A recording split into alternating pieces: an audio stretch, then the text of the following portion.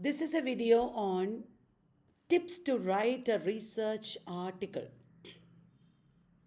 All of you are aspiring for an academic career. Writing research articles and publishing them is very essential for an academic career. Writing a research article has several steps that I will be explaining to you in this video. Research is very important for students. Why? Because that is what leads us to new learning and academic growth. It is the primary way to pass on information to other scholars, isn't it? How we know about new developments in our area, in our field of study, through research articles. And it is very important for students to hone the skills, to develop the skills of academic writing. Did you know that research helps memory? I always tell you, when you study, do extra research on what you study. If I give you questions, you should do extra research because research helps to develop memory and to develop a better understanding of your subject. So, let us go into the details. What is the structure of a research article? That is first and foremost. In developing a research article, first you have to write an abstract. An abstract summarizes the central arguments of your paper. You should write it in a very brief, clear, concise manner in about 250 to 300 words. Many times, along with the abstract, you should also give keywords, the most important keywords of your paper. I will tell you the easy way to write the abstract. Think of your topic and paper. Write down the keywords first. When you Google search about your topic or author or area, when you look at the titles of other people's articles, etc., your imagination and understanding will be kindled. Then you will be able to understand, oh, that is a keyword, this is a keyword, like that. What are the major keywords? Write down on a piece of paper and link the keywords.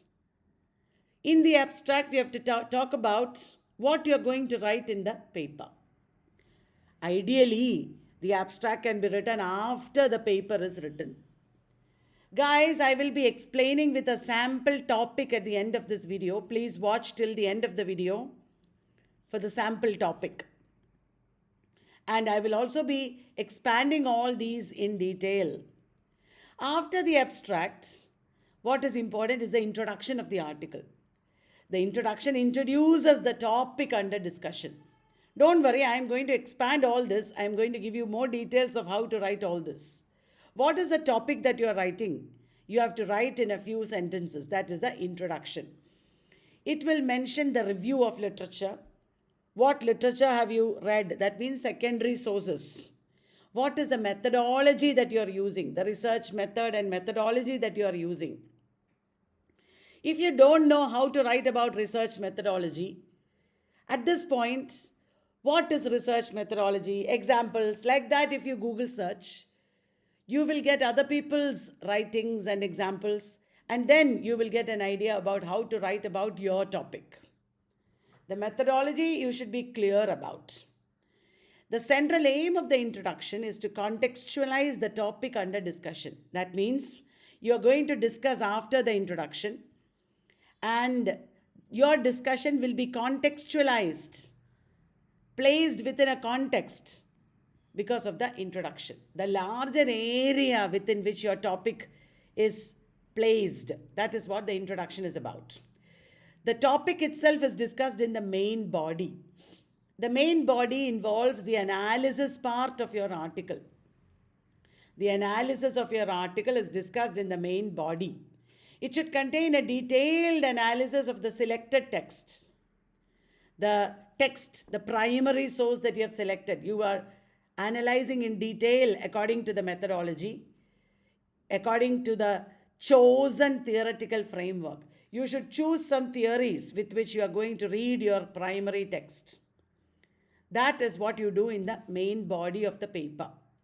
That main body of the paper is the lion's share of the paper, the largest part of the paper. At the end, there should be a conclusion.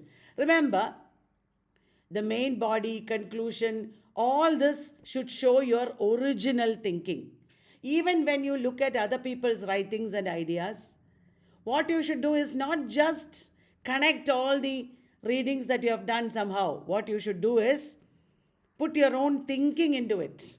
Analyze what you have read in secondary sources. Comment on it. Connect it in your own way. Got it? So the conclusion sums up the major arguments of your article and why your study is relevant. The conclusion shows the major arguments and shows the relevance of your study. It discusses also the limitations of your study and the scope for further research in the area. It should help, a research article should help other people to find the topics. Ideally, you should suggest areas related to your topic where other people can research on. So, in this short structure of the research article that we discussed, we are going to expand this later in the video. I have shown you that you need clarity of thoughts, how you're doing, what you're doing. You should be clear about the methodology, you should be clear about.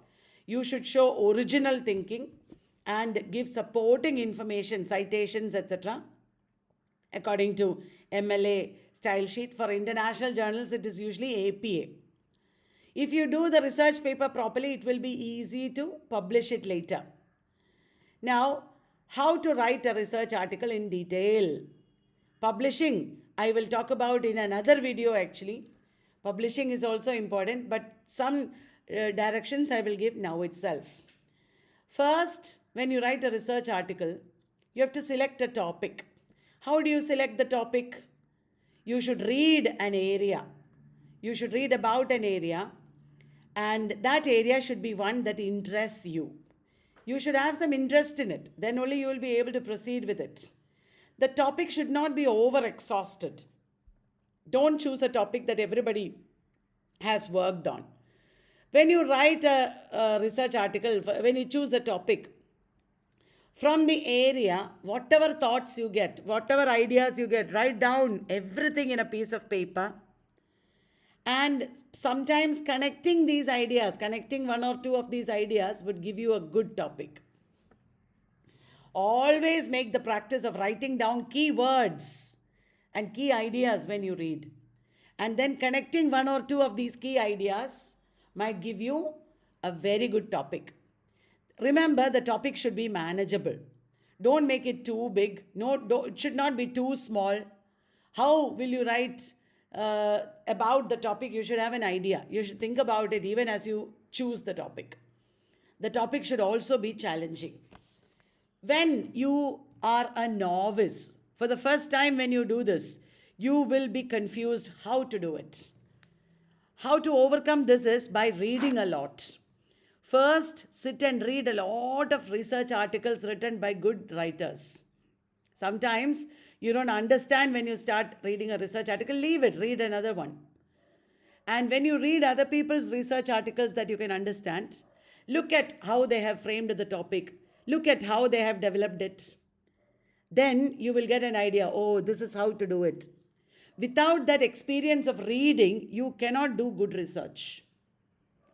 And make your topic contemporary and significant. Why is my topic important? How is it going to contribute to knowledge or society in any way? You should think about it. Choose a topic on which resources are available.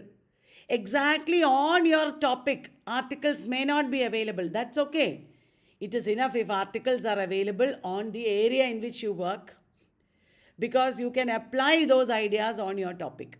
If other people have already written articles on your topic, that means the topic is overexhausted. Are you getting me?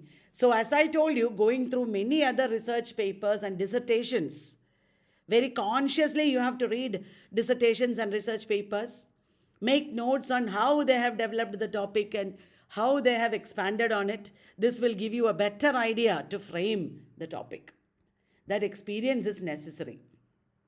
After you select a topic, you have to read on it, literature review. Conduct a thorough review of the literature to identify the research gaps in the area of your study.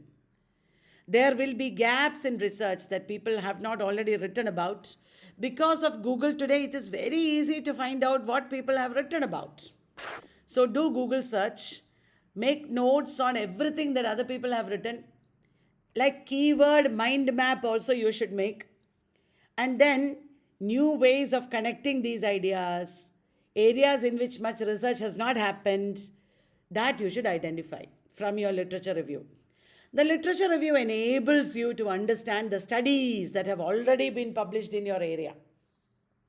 When you read literature review, it is not only to get information with which you can write your article. Many people think copying from literature review, from books that you have read, and pasting it in your article is what is called research writing. That is not exactly what you should do. Literature review should help you understand what other studies and approaches are already there in your area, and you should understand the different types of methods and methodologies used in your area in study by other people. Make a mind map of all this, make a list of all this. It is like going somewhere. You are going somewhere to a new place. You need to know the landmarks on the way, isn't it? So the literature review that you do, the other secondary sources that you read are like the landmarks on the way. It will help you reach your destination. Literature review can be conducted either in a library or using search engines. Not only Google, there are many search engines. There are many ways in which you can find articles. Just by doing one basic Google search, don't say, I don't find articles, I can't find articles, there is no material, please help me.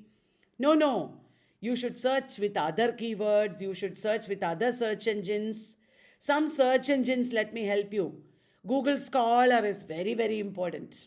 Google Scholar has a lot of articles. Many articles are not downloadable, but even reading the title, thinking about it, reading a little bit of it will give you keywords and ideas to think of.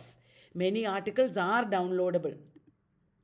In your university, there will be JSTOR, access to JSTOR, you can use it. Microsoft Academic. If you search for Microsoft Academic, you will get articles there. Semantic Scholar. Use all these search engines.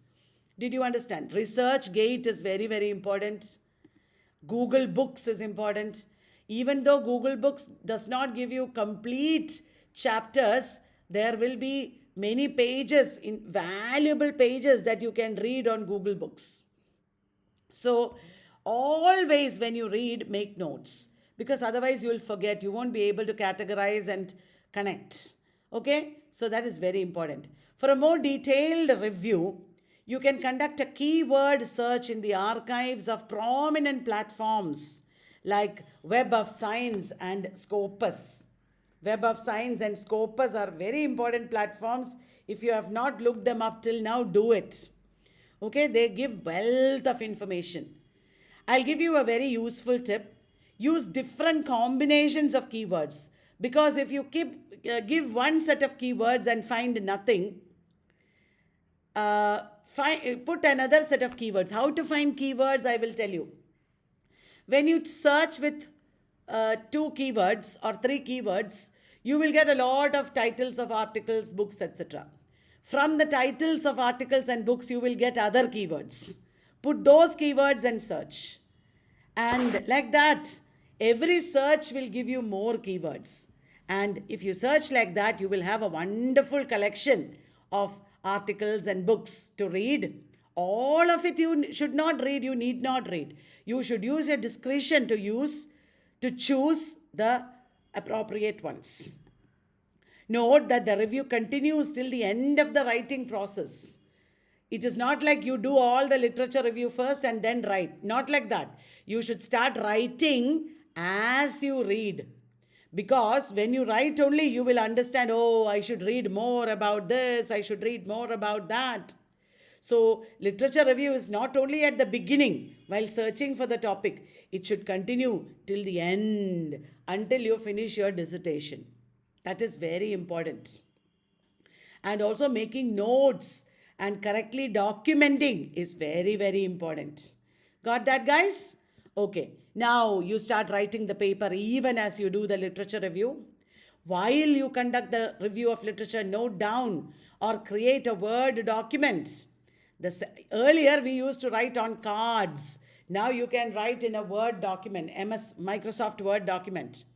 You should write down the central arguments of the articles or books you have read, including page numbers, title, author, everything you should note down. Otherwise, you will lose it later.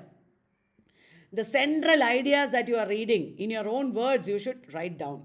Also, interesting quotations. Mark the page numbers and note them down so that you can quote them later. I'll give you a tip. Diligently note down the bibliographic information of the text you have read for a hassle-free documentation later. Otherwise, when you're preparing work cited, you won't be able to do the documentation properly. So, as you read, note down the bibliographic information. Are you getting me, guys? Are you feeling bored? I hope you're not. Once you have read or viewed or listened to all the primary texts, you can use YouTube lectures. You should use the internet profusely. Okay? After you have done all the primary texts, conducted a preliminary literature review, then make a brief outline of the paper the way you envision it to be. How should I write the paper? What should go in the introduction? What should go in the discussion? What should I discuss first? What is the supporting information? How should I write the conclusion? All the points and subpoints you should write down a brief outline. This is after you have read the primary text several times. It should contain a brief structure and points on the arguments you want to present in each section of your article. In each section of your article, what are you going to write? That in point form you should write. And then after you note down the outline, the actual writing of the paper starts. Be prepared to write as many drafts as required. You cannot write a good paper in one draft. You should write one draft, rewrite it, edit it, delete some of it, provide new points. The first draft is never final. You should always be prepared to write many drafts. Even if you tear the first draft completely and throw it away, no problem. Use clear and precise language. Don't use unnecessary jargons. Write in your own words, but with good language, but with good vocabulary. Use clear and precise language. Use the online thesaurus. Instead of one word, what is another good word you can use? As soon as you see a new word, don't use it. Look up how to use it. Look up in the dictionaries, online dictionaries, how to use this word. Even if you are writing a theoretical paper, your language should be clear and precise. You should know your audience. You should know the journal in which you are going to publish. You should know the kind of people who will be listening to your paper presentation. Get familiar with the journal or reviewers or audience. Be aware of the reviewers of the paper. What are they expecting? You should know. And the general audience who might read your article in the prospective journal when you publish it. Some journals do not want too much jargon. They don't want complex sentences.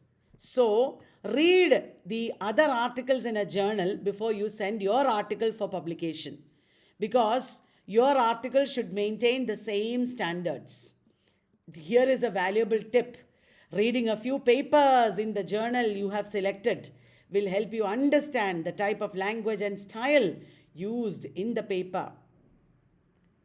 When you get your article published in that paper, you will know what kind of papers are there in the article, even otherwise. So you can maintain the same standard. Now guys, the reference list is important. The works cited or reference list of a paper is as important as the body of the text itself, because many other scholars, readers will use the reference list for their research. Make the reference list intelligently.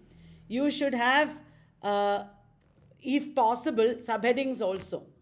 Different kinds of books can be grouped together in different ways. So, how you prepare the reference list is very important.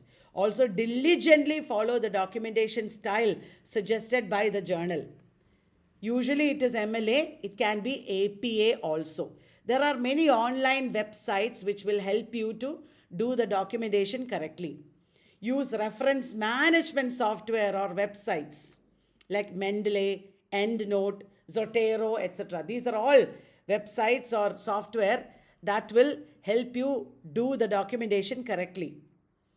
They will help you organize your secondary materials and easier creation of the works cited. So don't ignore it. Give ample time and effort to writing the works cited.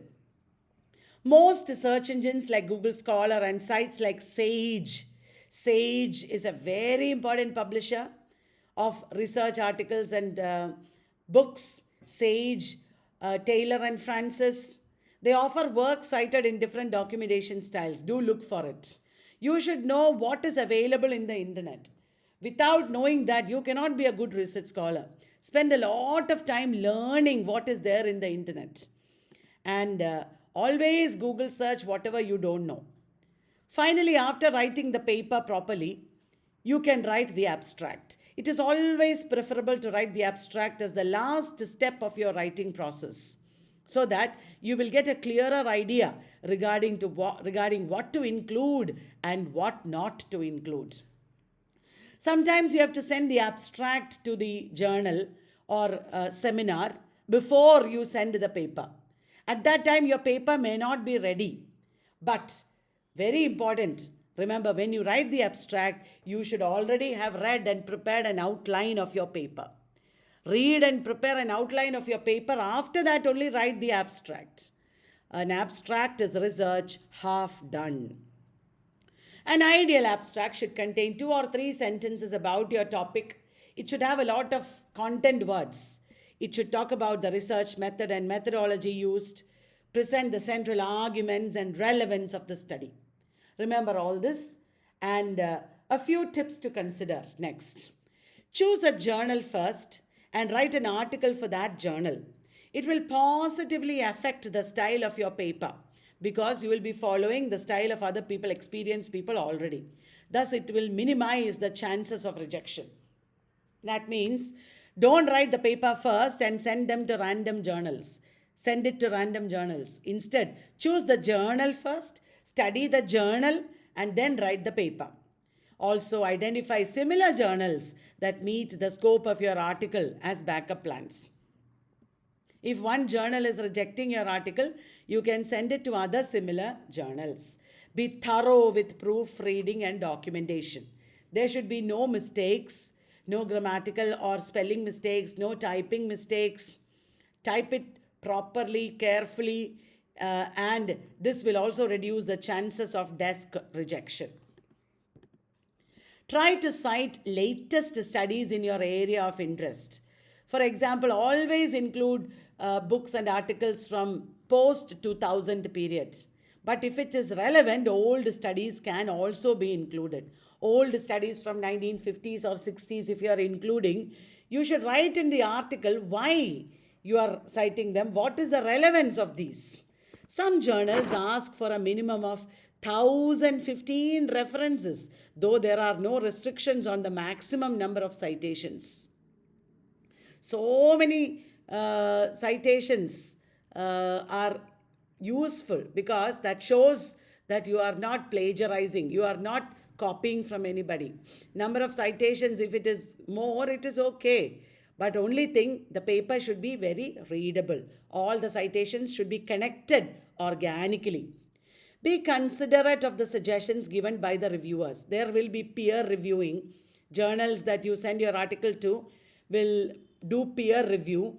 And when they give suggestions, be considerate. Do it. Bring it into being. Bring it into effect in your paper. I will tell you a personal experience, guys. When I was a student in Canada doing graduate research, I sent in my article to an international journal. And They send me so many questions. Why have you cited this? Why have you written this sentence like this? Can you rephrase this paragraph? There could be better connection between these lines. Like that, so many suggestions they gave me. I followed all their suggestions, and that article got published. Getting that article published was like doing PhD for me, because the peer review suggestions taught me writing. They gave me so much training in writing. So, sending your articles to peer reviewed journals is an excellent experience. If a suggestion that the reviewers have given cannot be included, let the reviewer know the reasons in clear and polite language. If you cannot include a suggestion, you should inform them why you are not including it. And let me now give you an example on the topic representation of Dalit identity in select Pa Ranjit films. Now, this is only a sample topic. You don't have to follow this topic, but if you follow this topic, you will understand how to frame your new topic, your own topic.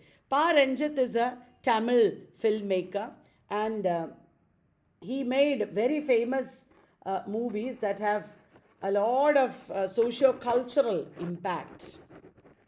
He is actually a social activist through movies, and there is a lot of literature and social issues that are discussed in his complex narratives, film narratives, especially related to caste and social inequality. So, representation of Dalit identity in select Pa Ranjit films. That is what we are going to look at. How would you do the review of literature? You should conduct a literature review on Pa Ranjit and his movies. Do Google search or use other search engines. So, all the important movies, all the important keywords related to Pa Ranjit, you can put in different combinations and search, and you will get articles and books also. For example, you can use keywords like Dalit representation, counter discourse, Dalithood, Pa Ranjit, Tamil films, names of the films, etc. Film reviews also will give you a wealth of information. Always remember, book reviews and film reviews are very, very important sources. Now, after doing the literature review, you have to write the paper. First, you have to write the introduction. What will you write in the introduction? You can discuss how Dalits have been portrayed in Tamil films in general. That is one way of writing the introduction. How Dalits have been portrayed in Tamil films. Briefly introduce Pa Ranjit and his filmography, particularly the films selected for the study. Explain why Pa Ranjit's films can be used to discuss the paradigmatic shift in Dalit representation. You can discuss how Pa Ranjit's films show a difference in Dalit representation, how they mark a paradigm shift. And then, after the introduction, you can discuss Pa Ranjit's films as counter discourse, how they are standing against mainstream discourse. Using theoretical notions of counter discourse, you have to bring in theorists, you have to bring in articles from literary theory, you can cite quotations. And using all this, this section details how Pa Ranjit's films subvert the dominant and hegemonic representations of Dalits. How the Dalits are represented in a totally new way in Pa Ranjit's films, and how it connects with theories of counter discourse. That is what you are writing in the main body of the paper. Did you get that? And after the main body, you should write the conclusion. Reiterate or repeat on how Pa Ranjit's films are successful in subverting earlier representations of Dalits. You have to write the same idea in new ways, in new words. And earlier films viewed Dalits as victims alone. But now, in Pa Ranjit's films, they are active agents. The limitation of the study is that it has not analyzed how it may or may not have affected people's perceptions. We have not looked at how Pa Ranjit's films have actually impacted on the society, how it has affected people's perceptions. Maybe some other researcher can write that. The limitation can be addressed in future studies. So, that is about how to write a research paper. I hope you enjoyed this video and I hope you'll do your own amazing writing. Bye bye.